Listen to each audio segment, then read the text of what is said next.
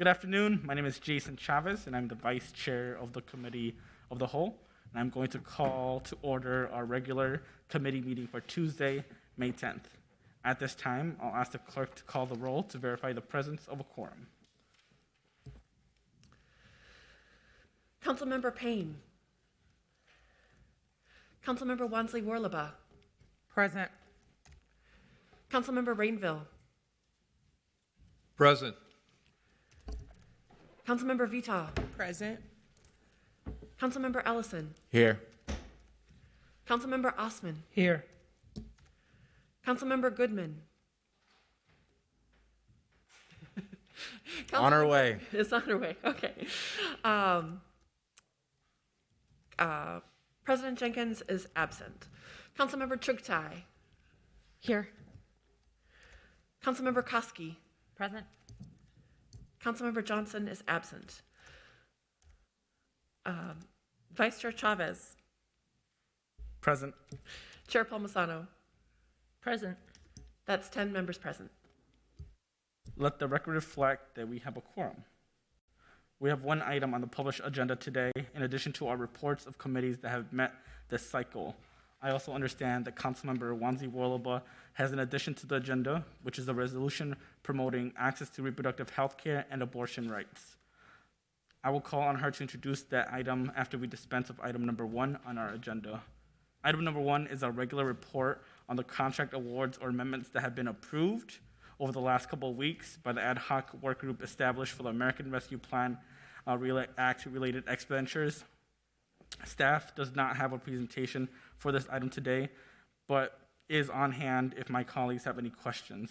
Are there any questions from our colleagues to our city staff? Seeing no further discussion, I'll direct the clerk to file that report.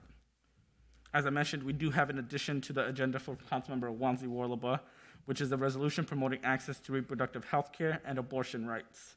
I'll call on her to introduce the item and make a motion for approval. We have one item on the published agenda today, in addition to our reports of the committees that have met this cycle. Councilmember Wonsley Worlobah. Thank you, Vice Chair Chavez.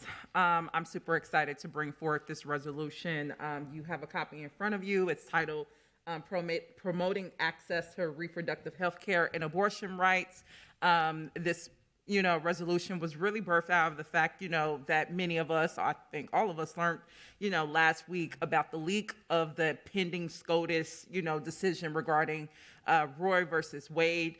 And probably, just like many of you, I felt a strong and clear imperative to take action, especially knowing that I get to sit in this seat with, alongside you all and alongside, the thousands of constituents we serve. And in understanding that, recognizing, we're not powerless in this moment. And I'm so thankful for the community partners like those who we'll be hearing from today, who have been working hard on this particular issue for a number of decades. I also want to extend gratitude and thanks to many of my council members who provided feedback, to our staff who also helped to sharpen this resolution. I really appreciate that. I also want to take the opportunity to note, that this fight for reproductive health and freedom is not just about abortion rights alone. The fight for bodily autonomy is inherently tied to a much broader liberation movement where thousands of ordinary people are organizing every day to create a country and create cities where, no one has to experience displacement or homelessness or have to worry about being brutalized or surveillance by their police or driven into destitution because of an economic system that we have that does not care whether you live or die. And I'm so fortunate to be in the seat of power because of these movements, because of people like we're about to hear from today, and knowing that we all have this collective fiduciary responsibility that we took up to create a city where everyone's civil rights are protected and expanded, and that their basic needs will be prioritized over profits at every step of the way. So with that, I look forward to collaborating with all of you on just not this resolution. There's so many more policies that we'll get to work on together that safeguard so many of our collective rights. So I would like to make the motion before we have this presentation from some of our key experts and community leaders on this issue. I would like to make the motion for approval on the resolution. Is there a second? Seeing no further discussion on the motion to approve the resolution, all those in favor, please say aye. Aye. Those opposed, say nay. That motion carries. Councilmember Wonsley Worlobah. Thank you. I would also like to make the motion to add the presentation to the agenda. I noted that, yeah, I see that it's not currently on here, so would like to make that motion. Second. All those in favor, please say aye. Aye. Those opposed, say nay. That motion carries. Awesome. With that, I will introduce two of our key speakers. The first that we'll be hearing from will be Shayla Walker, who's the Executive Director of Our Justice, and just a little bit about who Shayla is. They are a proud Black Dominican-American living in the occupied Dakota and Nishnawbe land, aka the Twin Cities. They are an award-winning reproductive justice advocate who's dedicated 10 years of their lives to the reproductive freedom movement. They're also, again, the executive director of Our Justice, which is an organization that advocates for the reproductive justice rights and provides support to abortion seekers in the Midwest. In 2019, they began shifting the internal orientation of Our Justice towards centering rest and healing, economic justice, and mutual aid beyond abortion support. Shayla has expanded Our Justice scope of work to include lodging support, free emergency contraception, and safer sex kits. In their free time, they run mutual aid funds that offer direct cash to our queer, trans, Black, and Indigenous people of color, as well as BIPOC, single parent, fam, guardian, and caretakers of vulnerable adults and or children.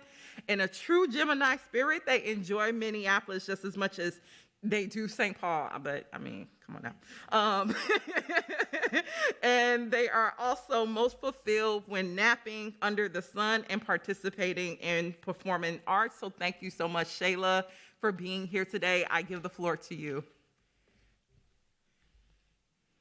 Thank you, and thank you to everybody today.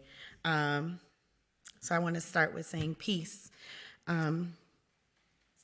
It's really important that I'm here passing this resolution with y'all and working on proactive municipal action on abortion access. My name is Shayla. I am the executive director of Our Justice, a Twin Cities-based abortion fund and reproductive justice organization. Some of y'all may be wondering, what is reproductive justice? Reproductive justice is when all people and communities have the economic, social, and political power and resources to make healthy decisions about our bodies, sexuality, and reproduction. This includes the right to have children, not to have children, and parent the children we have in safe and healthy environments.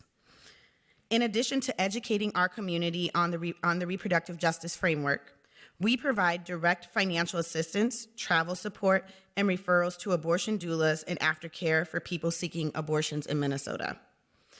Every day, we see the direct impact of financial barriers and legal restrictions on the federal and state levels. 24-hour waiting periods that give patients medically unnecessary and inaccurate information that not only delays their care, but also uses providers as political mouthpieces for anti-abortion propaganda. 2 parent notification laws, forcing minors to notify both parents of their abortions, regardless if they have a relationship with those parents or not. Restrictions on advanced practitioners providing abortions, leading to people seeking care outside of their communities. The starting cost of an in-clinic abortion is around $600, which does not include lost wages from work, childcare, travel expenses, lodging if you're houseless, traveling from outside of the Twin Cities, or traveling from out of state, which is about half of the requesters that we serve. In Minnesota, the Indigenous maternal mortality rate is approximately 8 times higher than for white people. The maternal mortality rate for Black people is about 2.8 times higher than compared to white people. Not only that, Minnesota is 3rd in the country when it comes to home ownership's educational and wealth gap between Black people and white people. Poverty gap between white people and Black people is nearly 300%. Black people, Indigenous people, people of color who are poor or underpaid are most impacted by barriers of abortion care. City support for abortion access is a reproductive justice issue. It's an economic issue. It's a racial issue. Systemic racism, economic insecurity, and immigration status multiply the barriers to people exercising their divine right to bodily sovereignty and self-determination. Before our justice, I managed the call center at Whole Women's Health, an independent clinic in Minneapolis that moved to Bloomington, and saw firsthand how the restrictions of abortion limit our ability to survive and thrive.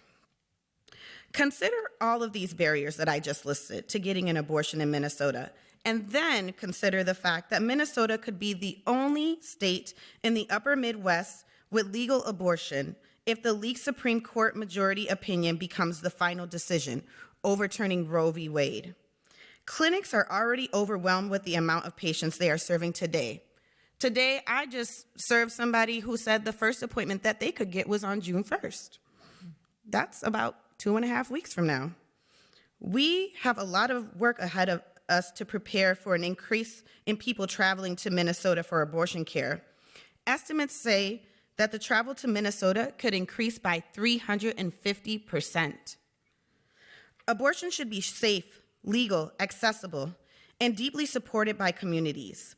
The city of Minneapolis has the opportunity to realize that vision, not only through the resolution that affirmatively supports abortion care, but also by mobilizing power and resources to directly expand abortion access. Like our neighbors in Chicago, who recently, through their Justice for All pledge, invested $500,000 for abortion and wraparound care, we have the opportunity to demonstrate radical care to the residents in Minneapolis. There should always, and I'm going to repeat, there should always be an abundance of resources to help someone access abortion. Access to abortion is not just about legality, it is about our dignity, our humanity, our freedom. Thank you. Yes.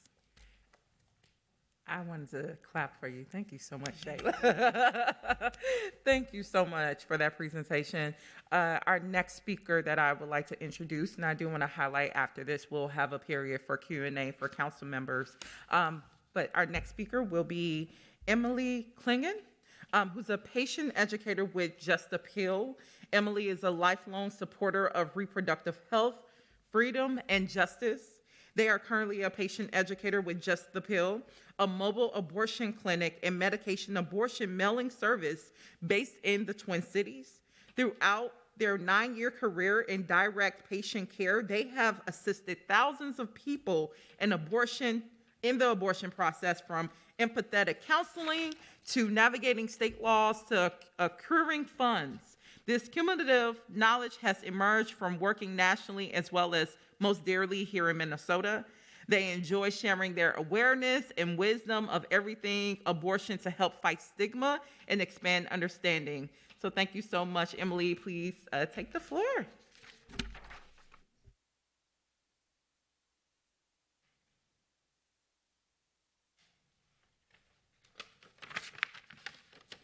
Good afternoon, council members. My name is Emily. I'm a patient educator at Just a Pill, a mobile abortion clinic and abortion mailing service based in the Twin Cities. We serve patients in Minnesota, Montana, and Wyoming, including many patients from Minneapolis. I've been working for abortion providers and funds for 9 years, including 6 years at Whole Women's Health when it was located in downtown Minneapolis. Since the leak of the draft Supreme Court opinion that seeks to overturn Roe v. Wade and our federal right to abortion care, I've seen serious damaging impacts on our patients, even though this draft opinion is not a final decision. Patients are asking if they will get in trouble for abortions they've already had. They're worried that their abortion appointment will be illegal, and they're scared that they won't be able to get an abortion in the future if they need one. These fears about accessing abortion are not new.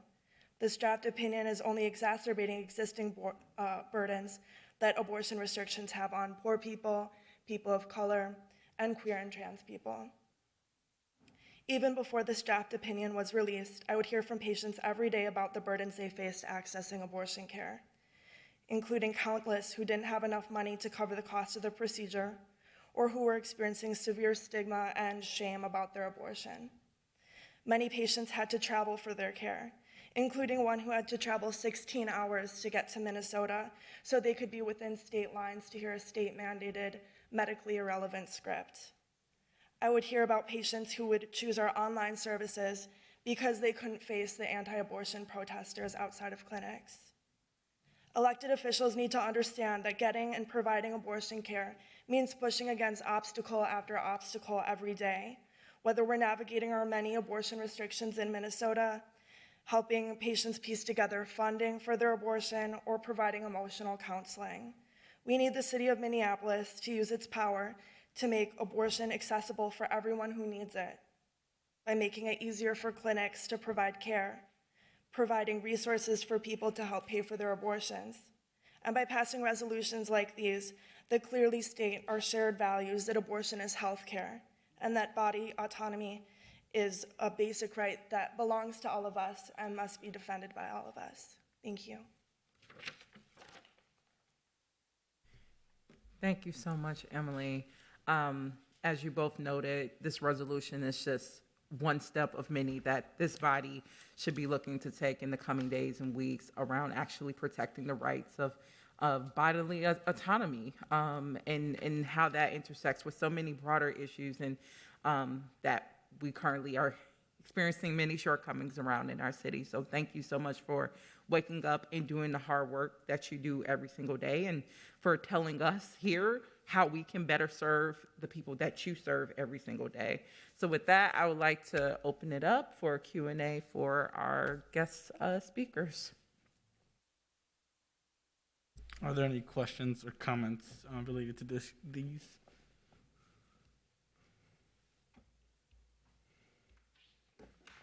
Councilmember Chuktai? Thank you, Chair Chavez and Councilmember Wonsley Worlobah for bringing this forward, and for working with all of us on the language and this presentation today. And then I just wanted to thank our presenters for coming in and sharing a little bit about your work and sharing a little bit more about what cities can do to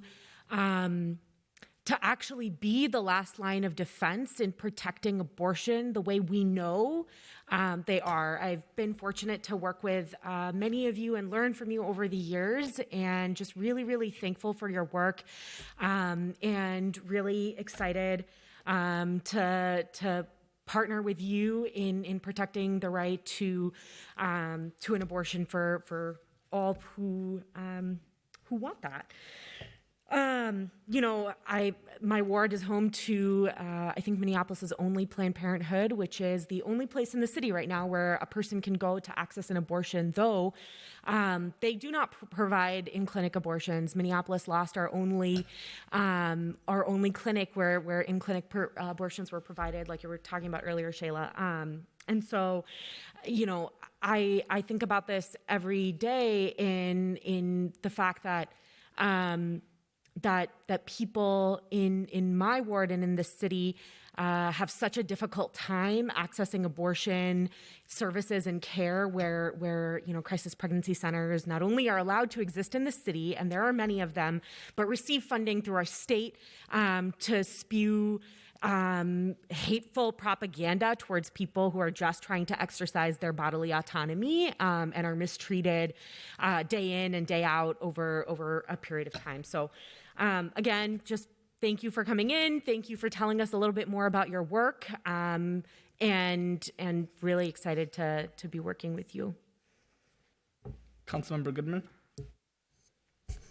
Thank you, Mr. Chair, and thank you to Councilmember Wonsley Worlobah for bringing this forward. Many of you know that I have spent almost my entire career working on this issue, either as a staff person at Minnesota NARAL for 5 years, but also as a board member of Midwest Health Center for Women, and now as a board member of the Midwest Health Center Foundation, which was founded after the good people at Whole Women's Health took over the clinic before it moved out of the state of Minnesota. We allocate funding on an annual basis to those doing this very important work, and I was not familiar with the mobile Just the Pill clinic, so I'm really happy that you were invited here today, because that's one more place that we can contribute funding to make sure that every patient who needs to be served is served. I want to remind us all that of what Councilmember Chugtai said, that in the city of Minneapolis, there is not a single existing abortion clinic. And I use the word intentionally and without any shame. I'm done talking about choice. I think the choice to have an abortion is the way we should be talking about it, and those who have a concern with it, I respect you, and I would urge you just simply not to have one, or to not have someone in your family have one, and you are welcome to stand up against that, but I don't think that anyone should be telling women how they should handle their reproductive lives. That is what equality is truly about for women who generally are not equal in this society. I want to note that I've been working with staff at CPED through the Commercial Property Acquisition Fund to support a clinic in the 4th Ward that is doing trans health work currently and would like to perform abortions. Many of you in the movement know that Robbinsdale is right on the brink of potentially closing as well, and we would not have access to important trans health as well as abortion services and reproductive health care services, but for the amazing women who are running this clinic on the north side. They also have doula services and all sorts of other services. So we've been working with them as well as others at Family Tree, advocates and volunteers. The advocates know what I'm talking about, to try to get this up off the ground. I also want to note, during my time at NARAL and at Midwest Health Center for Women, we were reliant on volunteers to keep clinic workers safe. And this is an ongoing problem. Quite frankly, we've seen violence on the other side, and I condemn that violence as well. But I'm mainly worried about providers who are stalked at their homes, not unlike elected officials these days, threatened. The problem is that people actually do set off bombs at their homes, and they do find themselves in danger, and we need to be conscious, if a clinic opens in the city, that the utmost safety is happening as a result of that. So ultimately, one thing I want to note is that the torch is being passed, and in a really good way. It's important for people of my age continue to help fund the movement, but it is incumbent upon people your age to explain why we are all in it together and why we need to continue to make this an issue that we vote on, that we contribute to, and that we ensure is safe. I never thought I would see the day when back alley abortions and illegal abortions were going to come back. I wore a hanger on my chest for 5 years straight as a reminder of what a back alley abortion was about, and we will never, as women in this society, in this day and age, go back to that time. So I want to thank you for bringing this forward. I think this is the kind of issue where there can be incredible collaboration between genders, between races, between ages, and between experience, because it's going to take all of us to ensure that we don't lose what most of us continue to believe is a fundamental right to privacy of our own bodies. So again, I want to thank the speakers who are here. I'm going to touch base with the speaker who spoke about the mobile clinic, because we probably should connect on the Midwest Health Center funding, and I appreciate the work that everyone's done today. Thank you.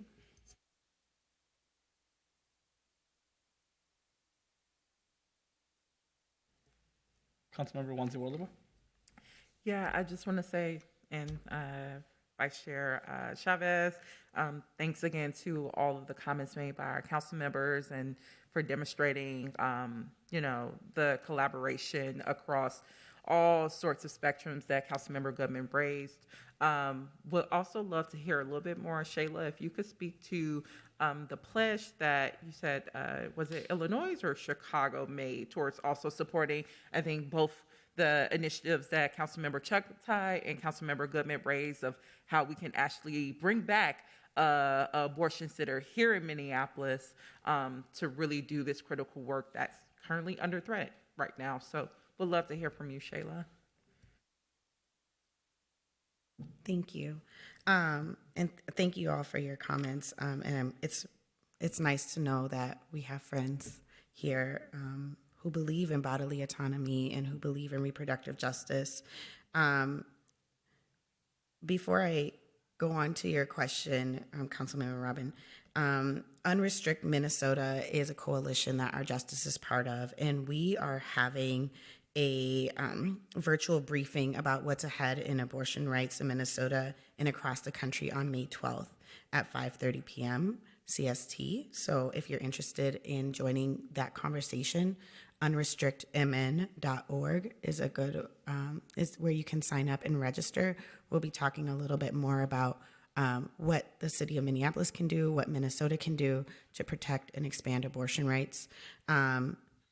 In terms of like what's going down with Chicago, my friend who's an abortion fund for the Chicago Abortion Fund, she just texted me that the other day this just happened, that they were working together with the city council members and they were able to get that $500,000 passed. And that's something that our justice with Pro-Choice Minnesota is working on right now, is meeting with council members to see what kind of opportunities there are in Minneapolis so that we can get money, not only just for abortion access, because of course people are going to need money for their abortions, but like I mentioned in my speech, transportation, how are they going to get to and from their appointments? I want to say there was an article that I read in regards to the amount of Black folks versus white folks who take public transportation. And that is like a huge issue in Minneapolis. And so we want to make sure that they are able to get there comfortably and safely to their appointments. And so we're right now relying on volunteers from the Spiral Collective, and they're another reproductive justice organization based in Minneapolis who have volunteers driving people to and from their abortions. But when a volunteer is not available, who's there to pick up the slack? And that's us. We fundraise for Lyfts and Ubers to get people from one place to another. And we want to make sure that we're able to ensure like safe rides to their appointments. Another thing is a lot of people need childcare. Most people who access abortion care are already parents. And so who's taking care of their children while they're at the appointments? A lot of clinics don't allow patients to bring their children in or don't have child care available at the clinic. So that's something else that we're looking into, expanding child care access to people who are seeking any type of reproductive care, whether it be abortion or getting your IUD or just, meeting with your provider for your women's exam or your yearly checkup.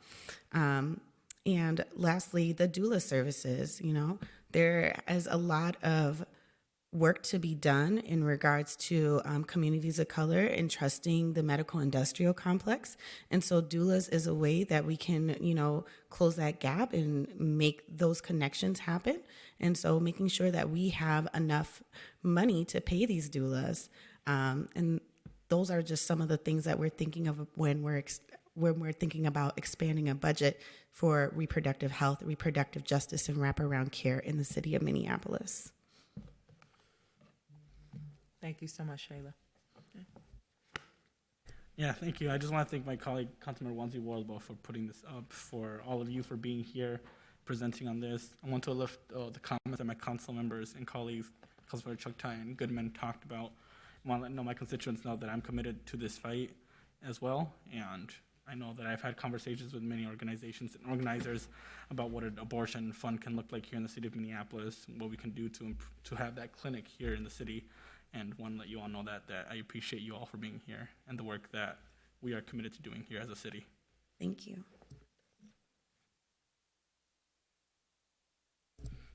Finally, we will receive reports, reports from the standing committees on matters to be considered by the full council this Thursday. We will begin with Budget Chair Councilmember Koski.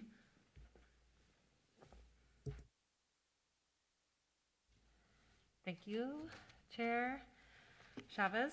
The Budget Committee met twice last week, during which the committee heard presentations from our budget office and various city departments regarding the mayor's recommendations for American Rescue Plan Act funding. Thank you to my colleagues who helped chair those, and because I was out. And then our next step for the budget committee process is a public hearing on the mayor's recommendations. This hearing will take place Thursday evening, May 12th at 6:05, right here in City Hall. And then after the public hearing, the Budget Committee will have markup meetings the following week on Wednesday, May 18th at 10 a.m., and if necessary, again on Friday, May 20th at 10 a.m. So thank you so much. Thank you. I'll pass it to Chair Goodman, the Chair of the Business Inspections, Housing, and Zoning Committee. Thank you, Mr. Chair. The Biz Committee is bringing 11 items forward for approval on Thursday. Item 1 is Dangerous Man Brewing, item 2 is Indeed Brewing, and item 3 is Jet Set, and 4 is Camden Social. These are all businesses that are expanding either their premise or their sidewalk cafes. Item number 5 is the mayor's appointment to fill the vacated seat of the Public Housing Authority Chair and filling it with Tom Hoke. Item 6 are the liquor license approvals, 7 are the renewals, 8 are the gambling license approvals. Item number 9 is something everyone might want to take a look at. These are our BTAB, Business Technical Assistance Program funding recommendations. This is to work with small businesses through a various number of CDCs throughout the city. Item number 10 is the commemorative portion of the street name change by Council President Jenkins, moving that area to be George Perry Floyd Jr. Place to George Perry Floyd Square. And item number 11 is a rezoning at 2607 2nd Street South. Those are the items we'll be bringing forward on Thursday. Thank you. Thank you. And I'll pass it to Councilmember Wonsley Worlobah, the Vice Chair of the Policy and Government Oversight Committee.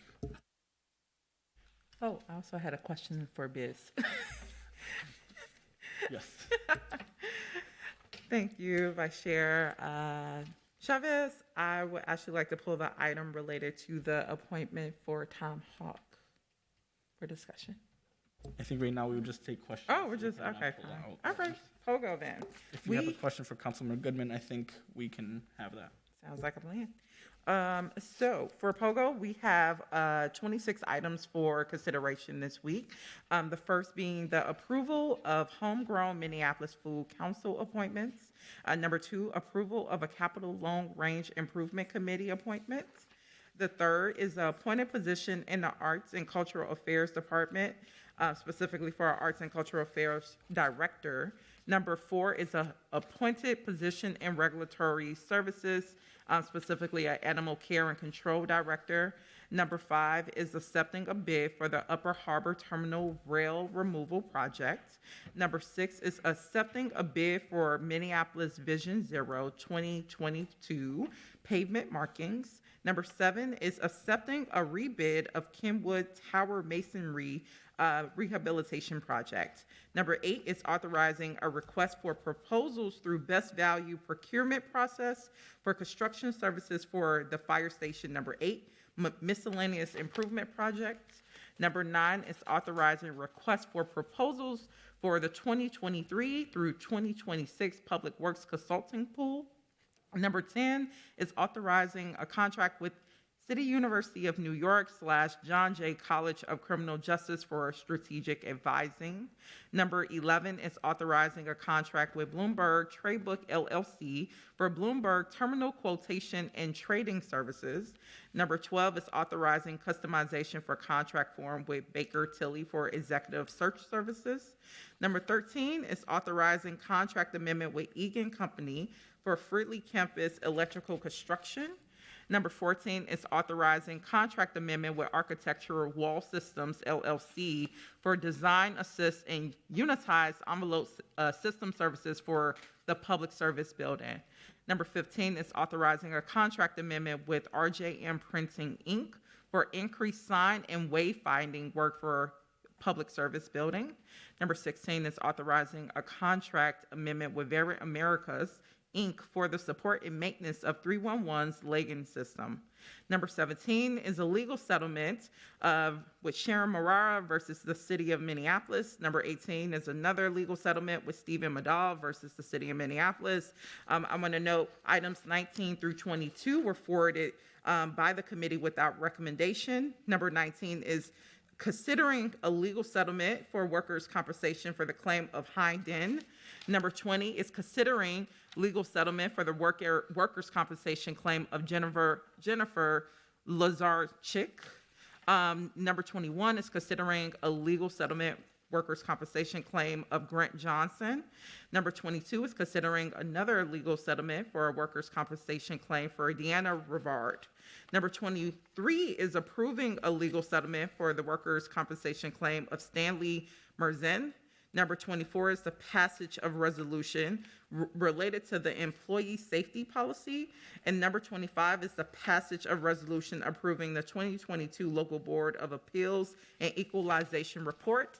And the last, number 26, is authorizing collective bargaining agreement for the Minnesota Public Employees Association for the 911 unit through 2022 through 2024. I'll stand for questions on those items. Thank you. Does not seem like we have any questions. I'll pass it to Chair Vita of the Public Health and Safety Committee. Thank you, Vice Chair Chavez. The Public Health and Safety Committee will be bringing forward 2 items for consideration at this week's council meeting. The first item is the 2021 Justice Assistance Grant for Police Department and City Attorney's Office support. And item 2 is approving the revised comprehensive general emergency management plan. Those are all of our items for this week's full council meeting. Thank you. Is there any questions? Councilmember Wonsley Worlobah.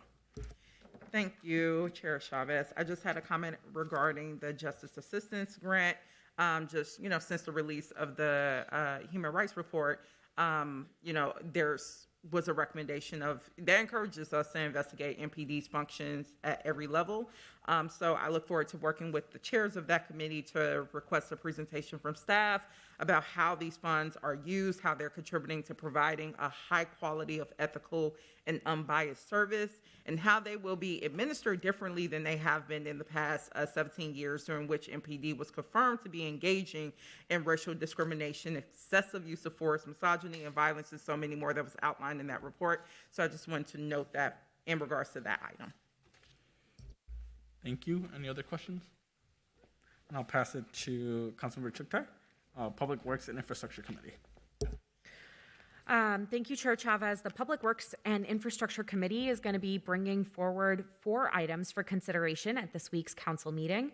1, authorizing the submittal of grant applications to the Minnesota Department of Transportation for 2022 Federal Highway Safety Improvement Program funds.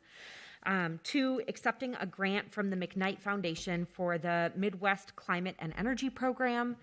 3, authorizing subordinate funding agreement number 7 with the Metropolitan Council to reimburse the city for construction costs related to the Metro Green Line Extension Southwest Light Rail project.